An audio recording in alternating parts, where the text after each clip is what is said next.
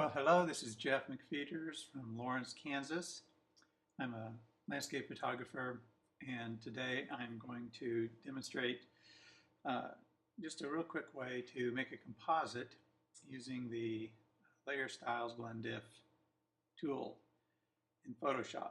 I'm in Lightroom here, and recently I shared this image and along with a few others, just to by way of a demonstration of ways or applications for using the Blend Diff tool.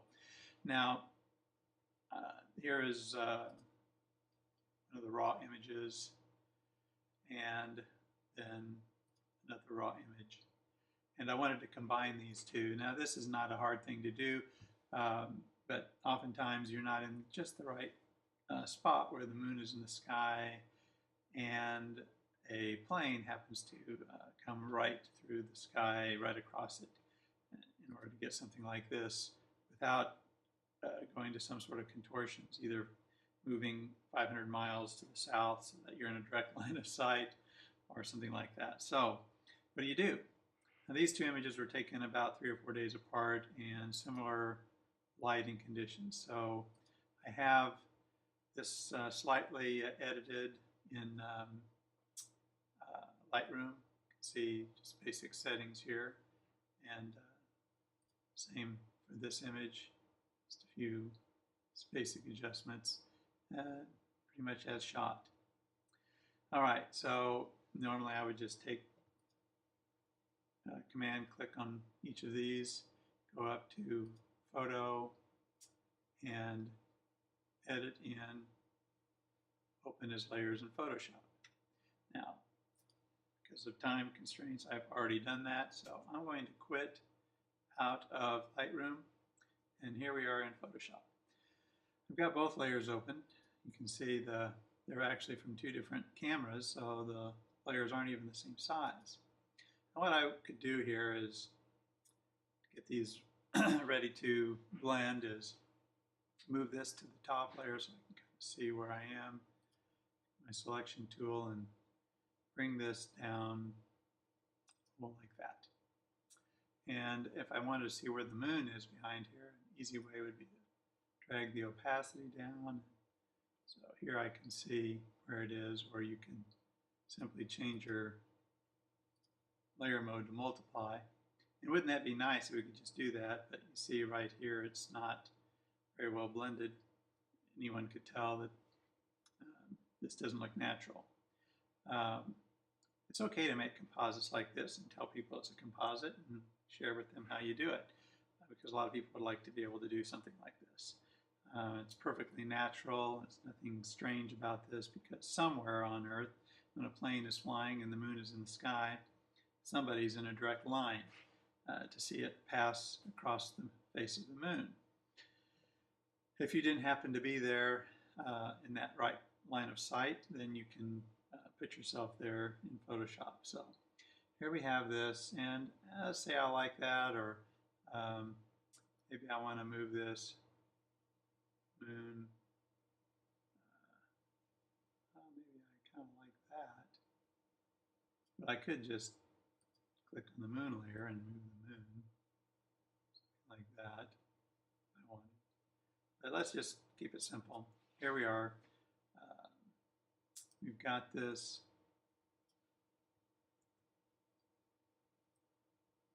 set where we want it, and actually I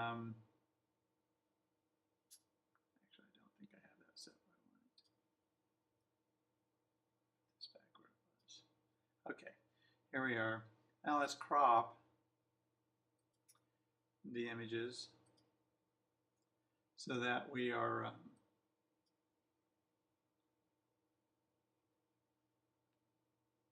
have them both at about the same place. Now I might want to make this like a 2x3 kind of image. You can come up here and just put a 3, 2. Now I have a crop kind of how I want. Okay. So say yep. And here we are. Now we're back with our layers. Problem is, normally, there's really no way to get this layer to show this layer without some kind of masking, or you could try to, I do lighten, where it lets the light from something brighter from below. Okay, the moon should be brighter than the sky, so if I do that, well, yeah, then I miss part of the plane starts to disappear. If I go to luminosity, well, then you just get a really weird moon. So that's not going to work. So what I would recommend is coming in here, right-clicking on this, and you can go to the blending options. The blending options palette is also available right up here from layer and under layer style. You would see this panel open up. It's already open, so you're not going to see it. All right. A couple of features here, and we're not going to get into all the details here, but basically it starts off with blend if gray, and I would just leave that here. And what happens is you can affect this layer by removing anything lighter than the layer below, or anything darker than the layer below, or the underlying layer you can bring through anything darker than this layer, or bring through anything lighter than this layer. But interestingly, that looks kind of strange, doesn't it, if you do that? But what if we see this little line here? Look in here, see that little line? That is actually means that these arrows are two arrows, and the Option or Alt key will split those. Okay, and you can do this and this, and it's interesting that it looks like it's coming through pretty good, but sometimes when you do this, you'll see that it's okay, but it's really not. It's really not what I like here. If I zoom in here, it's it's not really blending very well. So don't give up. Try reversing the layers. Okay. So go back here, blending options, put these back, and okay, and then just bring this layer up, and let's try this layer. What happens if we blend here? This is an interesting layer because now, that's starting to actually, you start seeing it coming through right away. And also when we come down this way, you can see that we can bring in the plane. What happens if I just split that with the Alt key and bring this up? Pretty cool. In fact, I can go all the way up until I just start to see the moon disappear. And here's some interesting things to consider. Try your blend modes. What if I turn this to soft light? Oh, that's interesting. Now I can bring this back a little bit. And look, I see my plane staying, but I'm getting more of the moon. I could split this, bring in a little bit more of the darkness of the moon. And I can come up here, and what are these? What do these channels do? Interesting. If I turn off the red, kind of crazy, blocks out the red, green. But here we have a pretty blue image. Now what did that actually do? It's very subtle, but what this did is it took the blue cast from the moon and removed it and left the red and the green, which left the moon warm and didn't change any of this. So I kind of prefer that. I've got this, and then the other thing you could do is if you really wanted to make that moon pop a little bit, let's click, okay, let's think of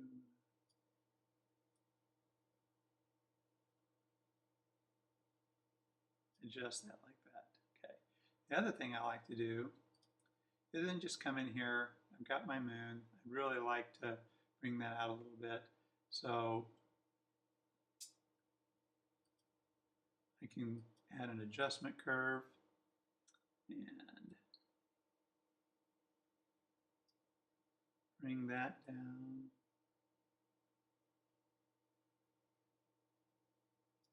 And there it's starting to pop a little bit more. Now it's also affected the color. So what I like to do on adjustment curves is change that to luminosity. There I'm just getting the darkness and the, see how that helped? So that's a pretty simple, I mean you could tweak this some more, that sort of thing, but it's just a very simple process. It doesn't take long at all, and you can easily combine elements like this in Photoshop by just simply using the blend if in your layer palette. I'll show it up here again. Layer styles, blending options. Open that up, and now I'm on this layer, but I can come down here to this layer, and you'll see that everything here, soft light, soft light. If you want to adjust opacity, you can do that.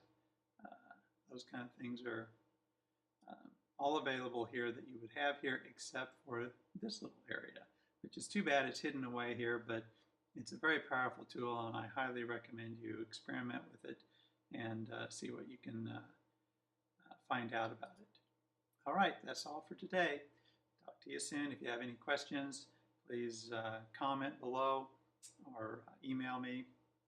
Find me on Facebook, Google+, Twitter, and or my website, jeffmcfeeters.com.